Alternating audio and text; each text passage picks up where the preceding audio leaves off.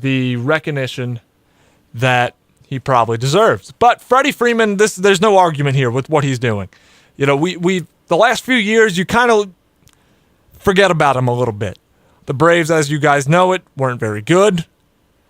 But a lot of that has to do with the guys that were batting before him and after. We saw a big drop-off, and I know he had an injury last year that set him back, made a slow season. But those table setter guys, they weren't getting on. And then when you got to Freddie Freeman, nobody was protecting him. You didn't have to pitch to him. This year, that's not the case. The whole lineup is hitting. The Braves have a strong offense. I think they're right up there in batting average, 1 through 9. Well, 1 through 8, whatever you want to look at it. I don't know about the pitchers, but everybody seems to be hitting. Those table setters are getting on, giving Freddie Freeman those opportunities to drive in runs, which he's so good at, and he's been doing it all year.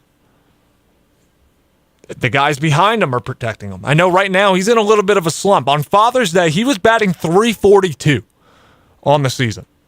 Just incredible. At one point, tonight's game, it was down to .311. I know he picked up a hit tonight. He got robbed of a hit. I mean, hit a ball about 110 miles per hour off the bat. Unfortunately, hit it to one of the best fielding shortstops in Didi Gregorius, who made a ridiculous play and a scoop to somehow field that ball and take away a hit from him.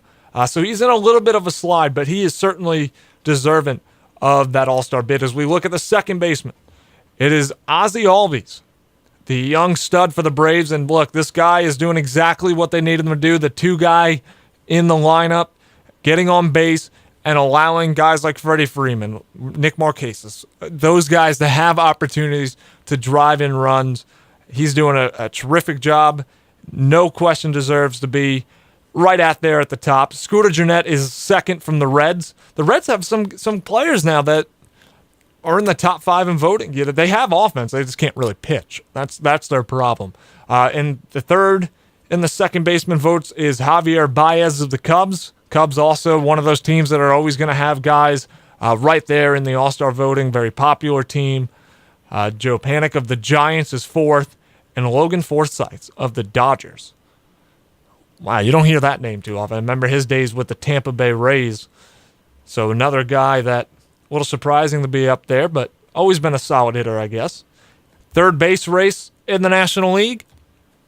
We have Nolan Arenado. Nolan Arenado, got a chance to watch him, I believe it was last year. Always saw highlights. Always was kind of fascinated to see him play in person. He had a series against the Yankees, and I got to watch him for those 3 games. And that guy is the complete package. So just can hit for contact, can hit for power, has the glove. I think is definitely I think it's safe to say he's the best third baseman in baseball. I know Chris Bryant, who's number 2 on this list with the Cubs, also very good. And then Johan Camargo of the Braves is 3rd on the list. And Eugenio Suarez of the Reds is 4th. And he's another guy that can really hit. I mean, the Reds actually have a pretty strong offense for a team that doesn't really, or is not filled with a lot of talent. They got some guys in there that can certainly handle the bat. Number 5 on that list is Justin Turner. Justin Turner probably doesn't have any shot of making the All-Star team this year. A terrific player, no question about that. It's no coincidence that the Dodgers are playing better baseball when he came off the disabled list. Right around that time, he came out, even losing Kershaw for the time that they did. Justin Turner comes back into their lineup, and the Dodgers are playing better baseball, but he missed so much time with that injury early on, it's hard to see him as an all-star. As we take a look at the shortstop race, right now it is Brandon Crawford of the San Francisco Giants having a terrific season, right around .315 batting average, an OPS of .884. Having a strong year. Always been a solid player, but really having, I think, a breakout year this season.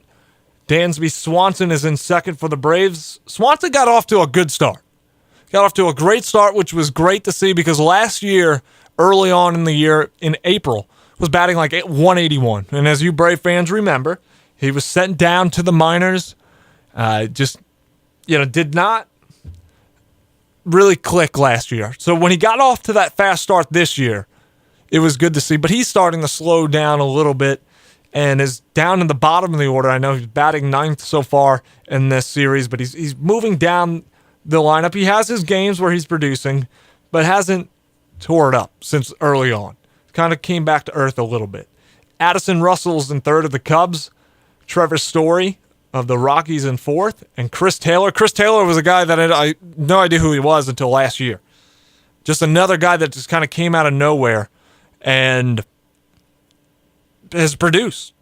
So, seeing him in the top five, no shocker there. Another guy that I'm a little disappointed in, Trey Turner. I think Trey Turner should be on this list, but he hasn't earned it. I'm just talking about the potential, the kind of player that he is. He certainly should be in this discussion. He has all the talent. He has all the tools, good contact hitter, speed. Just a very disappointing year altogether, not just for him, but that national team in general. I mean, they lost again today. They got clobbered by the Boston Red Sox. So now they're playing 500 ball at 42-42. They continue to slide down, and it's just, when are they going to wake up? And we take a look at the outfield race. It is Nick Markakis who is leading all outfielders.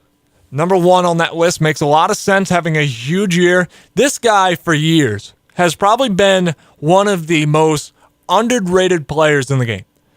Quietly always around anywhere from 150 to 200 hits in a season. Guy, batting average, great level swing, compact swing, tough to strike out. Today, for example, I saw it several times in his count. He's 0-2. He battles back, gets a hit. And it's because he doesn't change. He keeps the same approach, very short, compact swing, level, doesn't try to make it too big. That's why we see so many guys with strikeouts nowadays, because they're swinging for the fences. He just stays calm. Just always been a really solid player. The only thing I'll say is it is a contract year. And a lot of the time what we see from players is they produce big in a contract year. Why? Well, obviously they want money. We saw last year free agency, some of these big guys that had big years didn't cash in. Big contracts have not been passed around lately, so we'll have to wait to see. But certainly having an unbelievable season this year for the Braves. Every time you look in the box score, he has 2 hits. 2 for 4 on the day. So just really solid. Matt Kemp. Matt Kemp is second on this list. I thought that guy's career was over a few years ago. But he has kind of turned it on and has had an amazing year. And is back in this all-star discussion as number 2 on the list. Bryce Harper, number 3 on the list. This is popularity.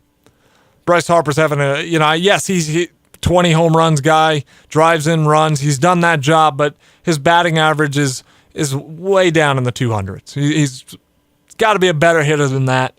Again, you might say this is a little biased because I'm not very fond of him, but I really don't think he should be number 3 on this list. I think it's just popularity, and that's why he's there. And then some of the other guys, you're going to have to keep multiple outfielders, probably 6. So the next 3, Charlie Blackmon with the Rockies is at number 4. And Ronald Acuna Jr., despite missing all that time with an injury, is number 5 on this list, so probably going to get an all-star bid. And he had a big home run last night, the game-winning 2-run shot to beat the Yankees. And off a very good pitcher in David Robertson.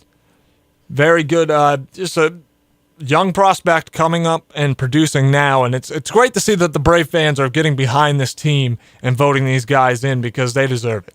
And then at 6, another Brave ender in Ciarte. Ciarte's been solid. He's a guy that I expect his batting average to be in the 300. But he's only about 250 this year, but still, had a solid game today. He hit a 2-run home run.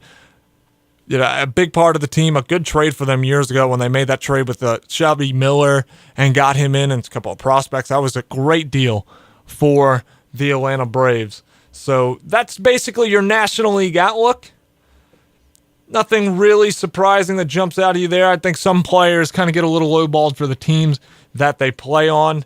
But there's nothing you can really do about that. It's just the way it is. The All-Star game not too long away. We are just 14 days away. Should be a lot of fun. A lot of young guys in this. And a little later on, we'll take a look at the American League All-Star update. And again, this is a lot of fun to watch this game. That you're going to see a lot of young, talented players.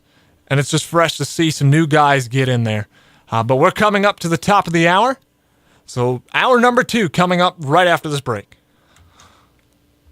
Fox Sports 1400's website is Spartanburg Sports.